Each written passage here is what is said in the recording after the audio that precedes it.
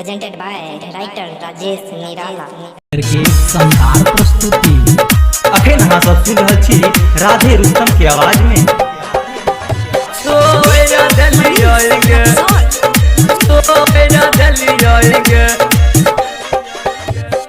कजली तोहरे चलते अंजलि के छोड़ दिलिए गे, कजली गई तोहरे चलते अंजलि के छोड़ दिलिए गे, छोड़ दिलिए गे दिलवा के तोड़ लिलिए गे, कजली गई तोहरे चलते अंजलि के छोड़ दिलिए गे जान गे तोहरे चलते अंजलि के छोड़ दिलिए गे, छोड़ दिलिए गे, छोड़ दिलिए गे।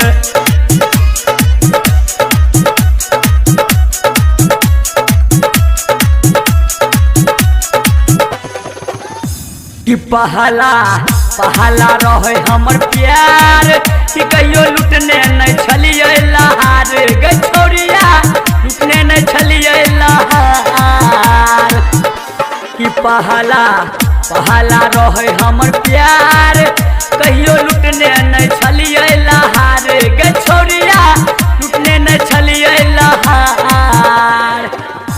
कि तोरे एक गो बात पर ओकरा से दिलवा के तोड़ लिलिए गे जान गे तोहरे चलते अंजलि के छोड़ दिलिए गे, छोड़ दिलिए गे, छोड़ दिलिए गे।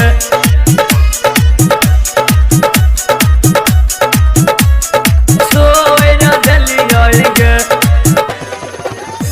कि जब से तोरा हम देखलियो तोरा दिलवा में अपन बसलियो गे जान गे दिलवा में अपन बसलियो। कि जब से तोरा हम देखलियो तोरा दिलवा में अपन बसलियो गे जान गे दिलवा में अपन बसलियो। कि तोरा ला कि नहीं हम कर लियो दिलवा के मोड़ लियो गे जान गे तोहरे चलते अंजलि के छोड़ दिलियो गे, छोड़ दिलिए गे, छोड़ दिलिए गे।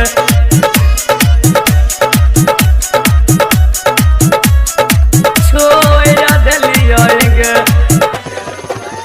हो बिना आलू के बने नहीं समोसा असत भतरी पर कोनो नहीं भरोसा गे जान गे तोरा पर नहीं छै भरोसा। हो बिना आलू के बने नहीं समोसा असत भतरी पर कोनो नहीं भरोसा गे जान गे तोरा पर नहीं छै भरोसा। तो राइटर राजेश निराला के दिलवा के तू त जोड़ लही न गे जान गे तोहरे चलते अंजलि के छोड़ दिलिए गे। अखन अहाँ सब सुन रहल छी वायरस केयर के शानदार